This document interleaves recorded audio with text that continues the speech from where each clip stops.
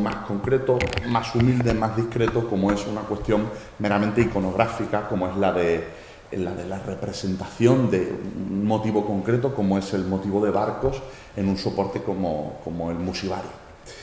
Y esto nos permite un poco reflexionar también de todas las aproximaciones que se pueden hacer hacia la arqueología, un poco enarbolando también la bandera de lo multidisciplinar que nos comentaban a primera hora de la mañana. Entonces, la charla la vamos a dividir en 4 partes, voy a intentar también ser breve y quiero comenzar esta partición hablando de que efectivamente esta conferencia tiene un antecedente que es una pequeña publicación en el noticiario de arqueología náutica y subacuática de este museo, y a raíz de esa pequeña publicación en la que yo reflexionaba sobre una escena nilótica que aparecía en un mosaico de Mérida en el que había representaciones de barcos, pues hoy aquí lo llevamos a formato de conferencia. Es un artículo del año pasado y bueno, está disponible como el resto de la publicación en la página web del museo. En primer término, tenemos que hablar de la historia de este mosaico, que es una historia casi que de aventuras, el descubrimiento de este mosaico. Luego vamos a intentar hacer un pequeño análisis iconográfico de todo lo que nos representa y luego ya, en último término, hablaremos de esas representaciones de barcos en concreto e intentaremos dar algunas pequeñas conclusiones. La historia de este mosaico comienza en el siglo XIX. Es uno de los mosaicos que se descubren de manera más temprana en Augusta Emerita, en Mérida. Y lo hace en los años 30 del siglo XIX de la mano de la Subcomisión de Monumentos, que es el órgano que, dependiendo de la Real Academia de la Historia, empieza a dar esos pequeños pasos en la arqueología moderna por proteger el patrimonio. En esta diapositiva podemos ver un detalle del mosaico, un dibujo realizado por Mariano Albo para la Real Academia de la Historia. Bueno, aunque se date de un poquito posterior, porque es una reproducción, el original sería de los años 30, se remite este dibujo a la Real Academia de la Historia precisamente porque se pretende preservar documentalmente la imagen de ese mosaico. Una cosa que tenemos que tener muy en cuenta es que los mosaicos son objetos muy frágiles, que si no se consolidan rápidamente, pues están a merced de la intemperie en cuanto los excavamos. Y que, bueno, pues los pavimentos al final son bastante frágiles porque muchas veces el mortero antiguo se degrada y, por tanto, el valor documental es muy importante. Y lo digo con conocimiento de meritense de que tenemos muchos mosaicos preservados precisamente solo a través de fotografía antigua, de dibujos e incluso, algunos tristemente, solamente a través de testimonios orales. Entonces, Mariano Albo, que en ese momento es gobernador militar, pero también es arquitecto, es dibujante, remite estos dibujos a la Real Academia de la Historia, y esto va a ser muy importante porque este mosaico va a ser expoliado. ¿De acuerdo? Otro testimonio de la época lo tenemos del gran Fígaro, Mariano José de Larra, que para la revista Mensajero publicó dos artículos llamados sobre las antigüedades de Mérida, y ahí relata en su peripecia romántica por la península su parada en la ciudad de Mérida. Y habla de las circunstancias según las cuales se descubrió este mosaico. Concretamente habla de que estaba en un corral de un vecindario y que los habitantes de esa casa, los labradores, pues descubrieron que de repente saltan unas teselas, como tantas otras veces sucede, y de hecho hemos hablado ya de un testimonio de unos chavales encontrándose unas teselas hace unos minutos. Y entonces resulta pues un testimonio también muy interesante, pero como digo, el problema es que en ese momento, en esos años 30 del siglo XIX, un embaucador, según relatan las fuentes, un llamado profesor de mineralogía por sí mismo, José Andrés Antonio Merino, pues convence a los habitantes de la casa y a los vecinos de que efectivamente, pues debajo de ese mosaico hay un tesoro. ¿Y qué sucede? Esto. Sucede que el mosaico que tenemos en la actualidad está ampliamente restaurado. Y podemos ver cómo en estas zonas de aquí, en estas zonas de aquí, en estas zonas de aquí, tenemos una reconstrucción moderna. ¿Cómo se ha hecho esa reconstrucción? Efectivamente, a través de los dibujos del siglo XIX. A través de esos dibujos podemos ponerlos en valor, y yo creo que es una anécdota común en el Museo Nacional de Arte Romano el explicar al público que no nos hemos inventado las escenas, sino que afortunadamente teníamos testimonio de cómo era el mosaico y se ha podido reconstruir fehacientemente. Entonces, esta pieza, que fue arrancada del pavimento, el contexto en el que aparece es el contexto del foro del recinto forario de Augusta Emerita, y con una cronología que baila por iconografía. Janine Lancha lo sitúa en el siglo III, por contexto arqueológico Álvarez Martínez lo sitúa a finales del segundo, pero bueno, es verdad que también es en una época en la que la metodología arqueológica contemporánea, como la entendemos ahora, es más difícil se aplicaba con más dificultades, y lo que sí tiene claro es que lo que sí está claro es que pertenece al área del foro de la colonia, y que fue extraído ya en el siglo XX y fue llevado a lo que era parte del almacén de lo que hoy es el Museo Nacional de Arte Romano, que era la explanada de la fortificación árabe de la Alcazaba, y allí donde se situaban el resto de materiales de gran formato. Hoy en día aparece en la segunda planta del museo con el nombre C14151, que así lo reconocerán mis compañeros de museo, siglamos en la Subdirección General de Museos Estatales, y ahí aparece ante nosotros. Para continuar, tenemos que tener en cuenta de las dimensiones a las que nos estamos enfrentando. Es un pavimento de 11 por 6 metros. Y tanto es así que, por estar en interior colocado, es muy complicado captar una fotografía de todo el lienzo. Por eso lo que voy a enseñar fundamentalmente son detalles.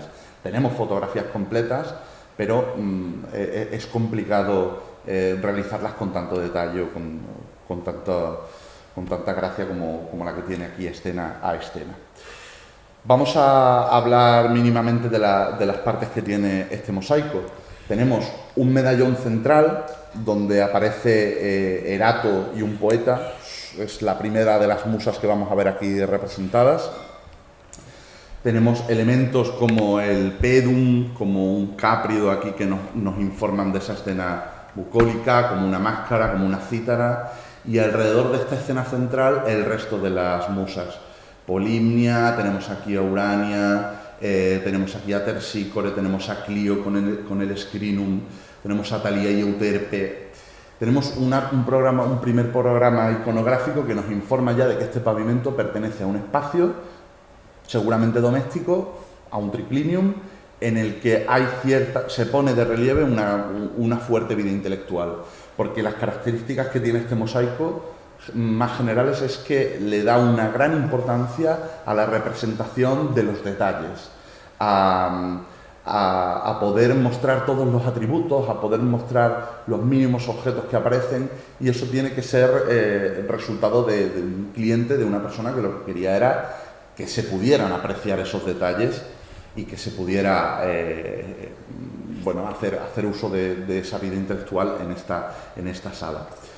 Alrededor del programa de las musas tenemos en astroides 4 victorias aladas, 1, 2, 3, 4, y en los sectores circulares de las esquinas tenemos representación de estaciones, que son representaciones muy típicas en mosaicos también: primavera, verano, otoño e invierno. Y ese sería ese segundo nivel iconográfico con estas alegorías, a la que continuaría otro tercer nivel, ya en la banda exterior, en la que estaría una escena nilótica. Las escenas nilóticas son un tipo de representación bastante frecuente en la plástica romana, pero que vienen de la tradición griega y que son mitos reflejan un mito de raigambre griega, que es el mito de los pigmeos, de los pigmaeus, que es un pueblo mítico que reside en Egipto o en África. Este pueblo forma parte del imaginario colectivo griego, forma parte de la visión exótica de África que se tiene ya desde la actualidad, y a veces incluso de la capacidad para estereotipar que se tiene de una civilización que, por otra parte, es una constante fascinación durante la antigüedad. Roma se fascinaba de Egipto, pero también lo hacía Grecia, y se fascinaba a nivel histórico, a nivel cultural, pero también a nivel matemático y científico de la misma manera, como civilización génesis de las culturas mediterráneas, ¿no? Entonces, este muestrario de pigmeos lo que nos está hablando es un poco cómo se recibe esa imagen, ese cuento, ese mito, en una Hispania ya imperial, en un momento en el que estas historias tienen cientos y cientos de años. Y los pigmeos se representan habitualmente en lucha contra las grullas. El mito original, si es que podemos hablar de algo así como mito original, sería la lucha de los pigmeos y las grullas. Tiene toda una historia que parece sacada casi de los viajes de Gulliver, en el cual pues estas personas se enfrentan a estas aves, aunque en este caso concreto van a estar enfrentándose a, yo los he querido llamar saurios, por no meterme mucho más en faena, pero parece que evidentemente están representando cocodrilos del Nilo, que sería en este caso parte de esa visión estereotipada. Por mostrar algún detalle más del mosaico, tenemos un título, tenemos el título y firma de los autores, Seleucus y Anzus, y unas siglas que parece que hacen referencia a la colonia de Augusta Emérita, la F del Fekit, que los marca como autores.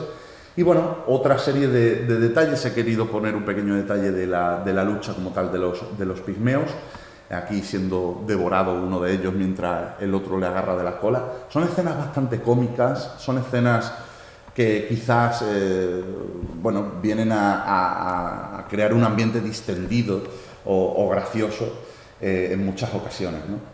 Y luego, pues algún otro detalle como las bandas geométricas a 3 colores y los motivos vegetales con crátera, que son bastante habituales. Lo curioso de este mosaico es que tenemos bicromía por un lado en la mayor parte de las escenas, luego tenemos los motivos geométricos a 3 colores, pero luego, y esto lamento que no se aprecie mucho, porque se ha perdido en su mayoría, tenemos policromía. La escena superior izquierda, en la que todos podemos reconocer al caballo Pegaso, está completamente restaurada. Y aparece Pegaso con Belerofonte y con la fuente que hace brotar de una coz el animal, y luego con Quimera aquí desangrándose ya, en una escena atípica en la que es el reposo ya del héroe terminada la hazaña. Esta escena estaba policromada y esta escena debía ser la más importante y la más relevante. Luego al final, si a las conclusiones nos da tiempo, intento poner en pie cómo creo que se relacionan todas ellas, pero sí que es importante el ver que esta escena era importante y que por tanto sería la primera en ser expoliada, porque cuando uno busca los tesoros, pues el tesoro estará donde marque la X, siendo la X el lugar más decorado en este caso. Pero bueno, no quiero extenderme mucho más para hablar de otra cosa que no sean las naves, que es lo que nos trae aquí. Y para ello lo primero que tengo que hacer es hablar del testimonio más importante que tenemos en cuanto a representación de barcos, y concretamente en representación de barcos en la Musivaria, que es el mosaico de Elciburus. Es un mosaico tunecino del siglo III, que se conoce desde antiguo, que se publica a principios del siglo XX ya de manera seria, y en el que se establece un pequeño catálogo. ¿Por qué es importante la existencia de este mosaico? Bueno, pues porque es un verdadero catálogo de naves. Tenemos las representaciones de las típicas naves que se usan en época romana, con todos sus aparejos, con todos sus instrumentos, y por una cuestión, en segundo término, también muy importante, que es que aparecen con el nombre. Y esto es el sueño del arqueólogo muchas veces, ¿no? Ese eterno conflicto y debate entre conciliar la fuente escrita y la realidad arqueológica tiene cumplimiento en estas pocas veces en las que tenemos inscripciones e iconografía en un solo objeto. No traigo una imagen del mosaico como tal, en el que las naves están giradas y están formando su propio panorama iconográfico, pero sí quería traer esta lámina en la que creo que se puede apreciar mucho mejor las representaciones en sí de los barcos. Y lo traigo además porque creo que va bastante en la misma línea de cómo se representa en el mosaico de Anzus y Seleucus el barco como tal, la nave. Lo hacen de tal modo que pues hay una gran desproporción entre la tripulación y la propia nave, en el que aparece la tripulación destacada precisamente para poder ver cómo se maneja, y también pues muchas veces aparecen un marinero por lo que deberían ser varios. Es decir, aquí la nave que más tiene un par de tripulantes, que es el Catascopius, pero que evidentemente, pues sobre todo los veleros más grandes, pues tendrían una tripulación al completo. Entonces, este es el tipo de representación que se usa en mosaicos y se usan habitualmente para todo tipo de escenas. En el mosaico aparecen evidentemente estas escenas de tipo nilótica, pero también aparecen paisajes portuarios, aparecen paisajes mitológicos, como pueden ser pues de la Odisea, de la Eneida, etcétera. También aparecen muchos tipos, ¿no? Y también lo hacen en varios formatos, lo pueden hacer en pintura, con más detalle o con menos. Lo que nos trae aquí es fundamentalmente un carácter narrativo, que es el de esas escenas a modo de viñetas que pretenden contarnos una historia, que es el mito de los pigmeos.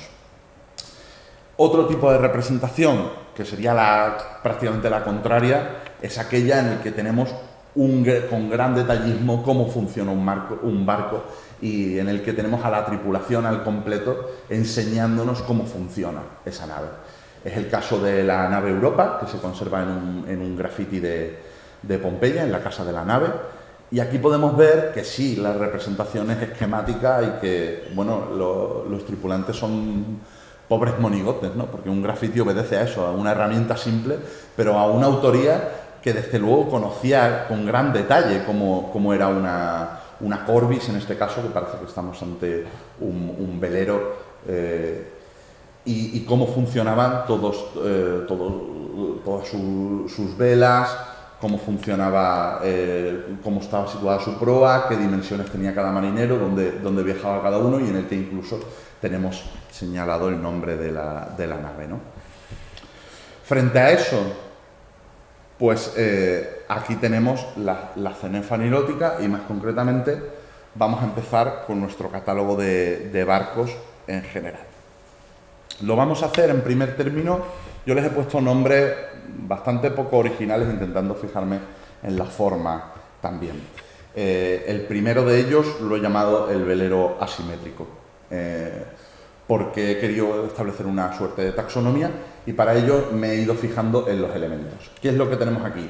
Un barco de propulsión a vela, con una vela cuadra típica grecorromana, en la que tenemos una forma de ave, de ansérido, muy parecido a lo que son las decoraciones tipo geniscon, que son esos remates en proa y popa en forma de ganso.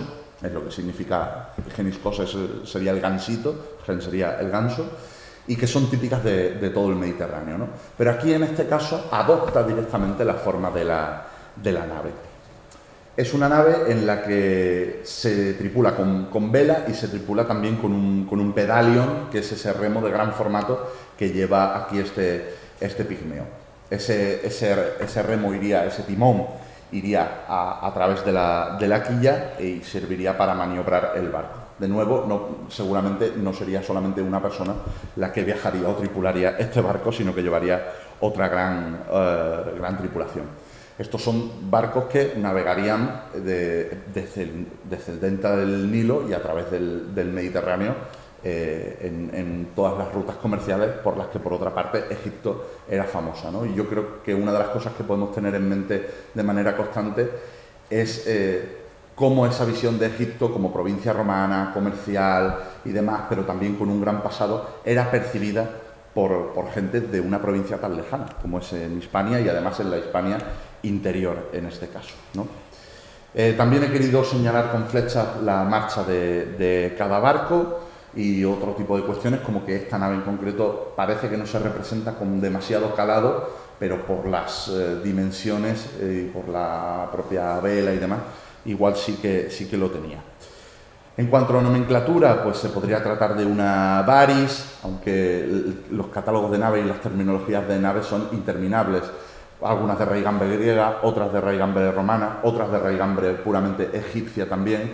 Se entremezclan, los autores se citan entre ellos, los testimonios en las fuentes son muy dispares también, y por tanto muchas veces es muy difícil ligar una nomenclatura de una nave con una realidad de un pecio, pero también, y quizás menos aún, en una representación, en este caso, de un mosaico, ¿no? La Varis, en todo caso, tendría un par de codos de eslora, o sea que sería una nave más bien pequeñita. Es el propio Heródoto el que habla de esta tipología. En cuanto a la forma, en cuanto a la existencia de estos geniscos, de estos aplustres en forma de ave, he querido también pensar si tenía cabida asociarlo de alguna manera al mundo egipcio. Parece muy difícil. Parece que este tipo de decoraciones están presentes en el mundo mediterráneo en general, que además lo están desde al menos el siglo VI, probablemente mucho antes, por evidencias de un papiro en concreto en el que aparece representado este tipo de decoración, pero aparece también en el mundo del norte de Europa, aparece con gran frecuencia, aunque tal vez quizás sí que en época romana asociada a los navíos mercantes, a las naves mercantes. Eso sí que puede ser una pista. Pero tal vez eso de convertir el propio barco en un ave nos podría estar refiriéndonos a un testimonio de Nicóstrato, que en este caso habla de un barco griego que se llama el Kyknos, que es el cisne, que parece que adoptaba esta forma, ¿no? Pero bueno, ponerlo en relación también es complicado, ¿no? Porque muchas veces ponemos Corbis es una cáscara de nuez, o sea, ponemos los nombres por lo que se asemeja y no porque literalmente estemos construyendo barcos con la forma de una cáscara de nuez o de un ganso en este caso. Hasta aquí este velero. El segundo velero que tenemos es un velero simétrico en el que tenemos dos grupos de pedalia en proa y popa, y parece que es un barco que se puede gobernar, se puede tripular desde ambos lados, es decir, sería el barco quizás el de mayor dimensión que hay aquí representado, tal vez también un tipo Corbis, un velero que nos permita hacer un comercio por todo el Mediterráneo. Es el barco estandarizado de época romana también, en el que quizás en unas partes del mosaico sí que vemos propias más típicas egipcias o que pretenden que sean egipcias, y luego aparecen otros barcos como este más estandarizados, más comunes del entorno mediterráneo. Tenemos aquí también la vela cuadra, tenemos un mastelerillo en cruz y tenemos drizas que penden de él, quizás queriendo insinuar una segunda vela para darle esa mayor entidad al barco. Y ya está. Quizás lo más interesante de este barco sea precisamente que no necesitamos virar 180 grados con él, sino que podemos movernos en ambas direcciones porque está situado precisamente, porque se posiciona de tal manera que se pueda gobernar desde un lado y desde otro. Por contraposición, el barco más pequeño que tenemos es este bote de remos, y vuelve a aparecer esta forma anseriforme por completo. Es el episodio más cómico que tenemos, porque aquí la intención es clara. Se quiere representar una embarcación típica del Nilo en la que irían montados estos pigmeos y en los que estarían enzarzados directamente en su lucha contra estos saurios. Aquí se puede hablar un poquito del sentido de la marcha en función de cómo está posicionado el remero. Este es el único barco que no tiene vela del catálogo, y lo que sí, yo quiero pensar que están avanzando hacia el saurio, no tanto huyendo de él. Por tanto, la dirección sería hacia la derecha, aunque la posición del remero pueda parecer la contraria, pero la dirección del barco, el hecho de que el saurio esté despistado mirando para otro lado y el hecho de que uno de los pigmeos se puede interpretar en posición de ataque, me dice que el barco está avanzando y que la proa es, como intuitivamente podemos decir, pues el cuello y la cabeza de este ave, ¿no? ¿Qué tipo de barco puede ser? Pues una pequeña barca de remos, usada en ámbito litoral, pero también obviamente en ámbito fluvial, y que no tendría otro propósito que el paseo o la pesca, si acaso. Me resulta llamativo, sin embargo, que en este mosaico no se representen los grandes Zalamegoy, las grandes barcazas las barcazas Palacio del Nilo, todo este tipo de embarcaciones que debían de estar en la mente de todo romano provincial que hiciera un mosaico, y no lo suelen representar. Yo creo que es precisamente por querer establecer un Egipto diferente, que es el Egipto provincial, helenístico y demás, de esta visión de un pueblo perdido en el Nilo, que serían los pigmeos. Y lo hacen a veces de manera más clara o menos. No pueden evitar representar barcos que sean reales, porque esto no es un ejercicio de imaginación total, sino que se usan elementos que ya se conocen, de la misma manera que se representan los lotos o las palmeras datileras, ¿no? En cuanto a este barco, no tengo más que decir. Vamos a pasar al siguiente, en el que aparece ya un carguero. Y la presencia de este carguero lo que me hace pensar es que aquí se pretenden representar varios tipos de embarcaciones y varios tipos de manera de manejar esas embarcaciones, en una suerte de programa iconográfico que quizás a modo de curiosidades pudiéramos señalar cómo funciona cada navío. Esto es un transporte a la sirga que se hace en cargueros de pequeño tonelaje. Claro, el tonelaje de los cargueros en esta época podría ir desde las pocas toneladas hasta las varias decenas, incluso cientos, ¿no? Entonces, este tipo de remolque que se hace desde tierra, tirando con cuerdas de la embarcación, pues se haría para navíos más bien pequeños. En este caso tenemos el mismo problema, solamente 2 personas tiran de ese barco, o son los pigmeos más poderosos del Nilo, o están representando simplemente a una serie de todos ellos. Y bueno, sí que podemos apreciar de nuevo que estaría propulsado a vela, y ahí podemos hablar de cuando se habla de navegación a remo, navegación a vela o a la sirga, en función de si vamos contracorriente o a favor de la corriente, en función de si tenemos o no viento, en función de si el barco va vacío o lleno, porque llevar algo a la sirga cuando esas ánforas van llenas será difícil también. Y bueno, en cuanto al cargamento, aquí claramente tenemos algún tipo de cerámica. Pueden ser dolia o pueden ser ánforas, pero tendríamos algún tipo de aceite o algún tipo de vino. Llama la atención que no se quiera representar el comercio de grano, y quizás por este mismo motivo, que es otra de las visiones más generales que tenemos sobre la provincia de Egipto, ¿no? Del transporte de grano. Lo que pasa es que el transporte de grano se suele hacer con sacos, más que con recipientes cerámicos. Son más versátiles y no necesitamos, y son más livianos y demás. Entonces, pues simplemente parece que están representando un poco la cotidianidad de este pueblo mítico, transportando a lo largo del río sus propias mercancías, ¿no? El tipo de carguero y lo grande que sea, como ya he dicho, tiene que ser un carguero más bien ligero. Existen nombres como Pacton, de tipo así más indígena, pero la Liburna y la Lusoria son otros nombres romanos que se les podría aplicar, o incluso el Faselion, que es un barco de 5 toneladas, que bueno, no sería de los más grandes. Este catálogo de barcos, y ya a modo de conclusión, lo que nos permite es establecer esas visiones de aspectos que son meramente técnicos de cómo funciona un barco, pero también tiene toda esta charla un valor simbólico que tiene que ver con todo esto de la visión de Egipto y de la picta nilótica.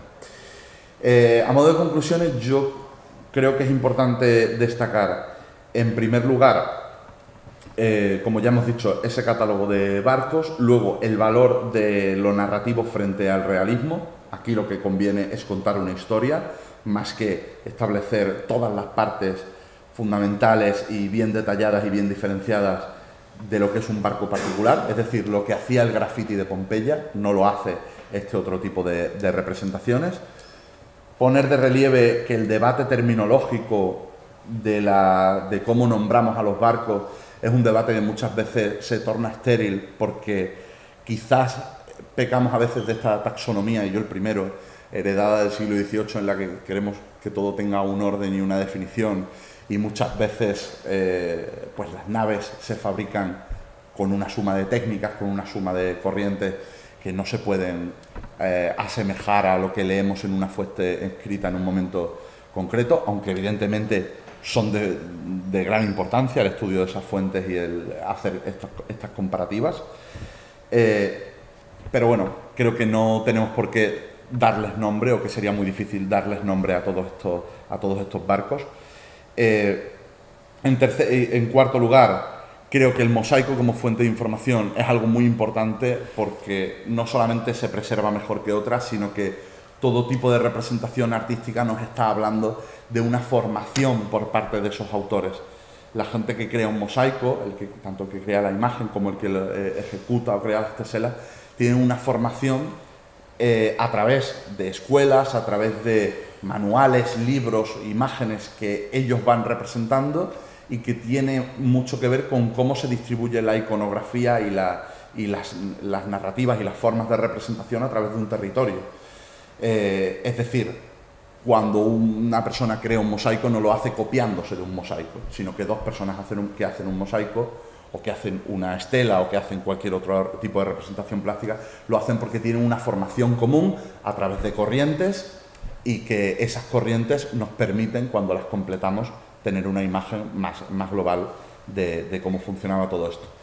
En último término, creo que si algo puede aportar este trabajo a la iconografía o a la arqueología náutica y subacuática es el valor que tiene desde el punto de vista documental. Una pieza, como es un mosaico, con un programa iconográfico tan amplio, no basta solamente con definirla o estudiarla en conjunto, sino que cuando conseguimos estudiarlas partes por partes, y no solamente cuando hacemos eso, sino cuando la incluimos en una base de datos y cuando la incluimos en una serie de tesauros catalogados, y cuando esa información la volcamos en Internet y la podemos rescatar en bloque y tratar esa información para estudios posteriores, lo que nos permite es que tengamos muchísima más riqueza iconográfica, porque ya no tenemos que saber reconocer que hay un mosaico con barcos en una villa o en una ciudad. Ya sabemos que podemos tener una base de datos de barcos romanos o de representaciones de barcos en la península ibérica. Y estos son trabajos que se están haciendo en este momento y que vamos a poder rescatar muy pronto, y ya podemos hacerlo en muchas ocasiones, a través de palabras clave, esos objetos de tesauros que nos van a permitir a futuro poder continuar haciendo estudios más exhaustivos y con una mayor facilidad al acceso de información, que es al final de lo que va toda la cuestión documental en museo. Hasta aquí todo. Sí que les quiero dejar con la diapositiva de referencia, que la pueden encontrar de todas maneras en el QR, donde tienen la presentación en PDF. Muchísimas gracias.